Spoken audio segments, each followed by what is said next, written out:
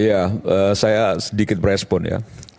Pertama selalu saja bicara soal kebijakan negara yang dikedepankan soal untung rugi, ini yang agak salah sebenarnya. Dan ini kan bicara soal PSU, Public Service Obligation, yang salah satunya adalah transportasi publik.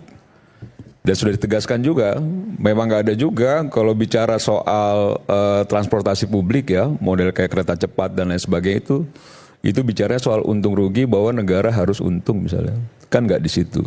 Kalau yang disampaikan tadi oleh Ubed misalnya ada indikasi, silakan kumpulkan datanya, laporkan ke KPK. Jadi clear.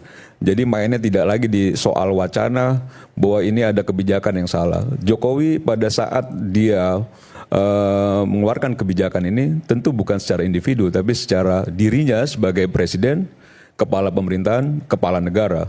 Berarti itu memang berdasarkan apa yang dia pertimbangkan bahwa negara memerlukan itu tidak hanya soal untung rugi. Saya berkali-kali sampaikan Aiman bahwa kita hidup bernegara itu salah satu poin yang paling kita inginkan juga, salah satunya kebanggaan terhadap negara kita. Kebanggaan terhadap republik.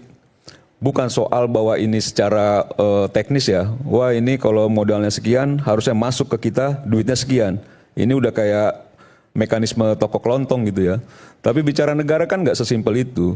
Nah bahwa misalnya distimulus oleh pernyataan Menteri Keuangan Pak Purbaya bahwa tidak berkenan untuk mengeluarkan APBN untuk mengeluarkan US, boleh-boleh saja. Dan itu kan yang memang disentil oleh Pak Purbaya kan soal dana antara, kan begitu ya.